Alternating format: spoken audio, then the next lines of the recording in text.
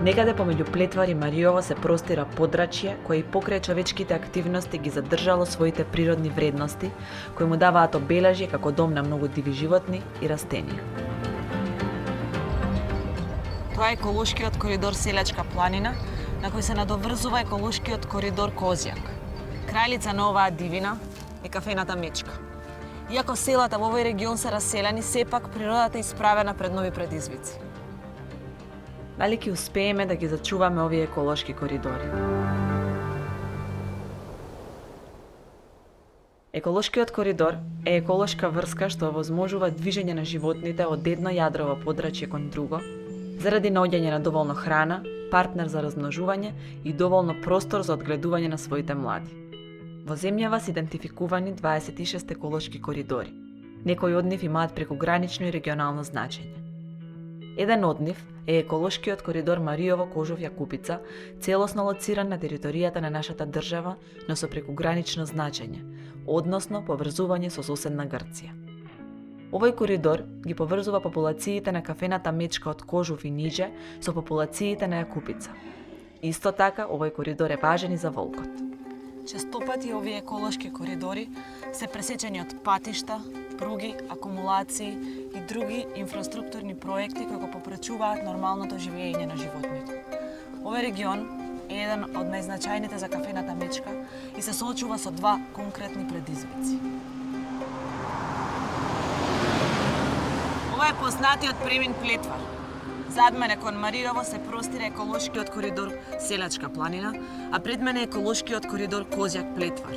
Овој пат е граница меѓу овие два коридори. Возејќи наваму забележавме многу диви животни усмртени од автомобили. Но овде проблемите не завршуваат. Според планираниот развој на патната инфраструктура, патот Плетвар ка Вадарци ќе се прошири и развие во експресен пат. Животните, како и луѓето, го користат овој пат при својата природна миграција и неретко доаѓа до судири кои честопати се погубни за животните, но и за луѓето. Овие мечиња имаа среќа, но не и овие животни.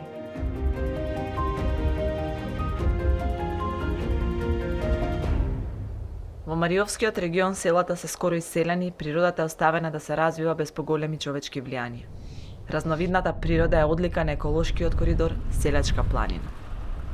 Низ него минува реката Црна. Во оваа прекрасна клисура е предвидена изградбата на хидроцентралата Чебрен.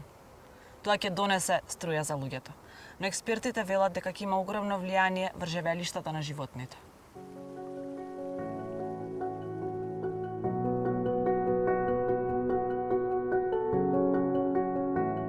Пристапните патишта кои би се користеле при изградбата ќе го олеснат ловократството, а механизацијата и присуството на работна сила ќе го нарушат слободното минување на животните и ќе ги загрозат нивните живеалишта.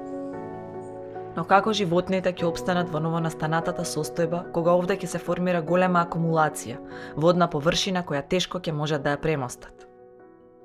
Што може да се направи за да се помогне на оваа фасцинантна природа и на животните?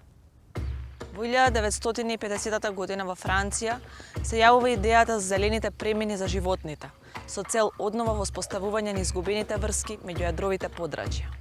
Во развиените земји е сосема нормална пракса при изградба на патиштата да се планира изградба на зелени премини заради заштита на животните и луѓето.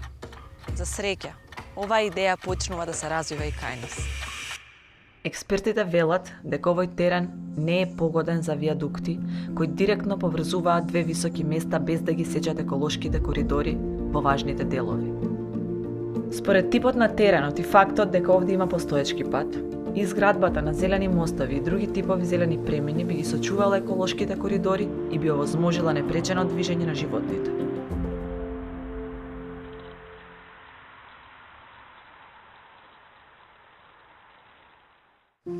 Во однос на изградбата на браната и формирање на идната акумулација од особена важност би било осмислување на зелени премини заради зачувување на кафената Мечка и другите крупни диви животни од овој регион. Се очекува нивна идна имплементација во неколку етапи.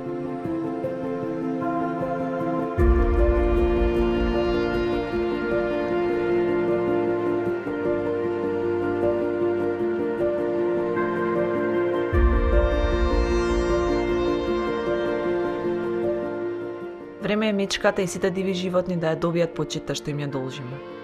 Време е да се доближиме до природата. Да им ја вратиме природата на животните.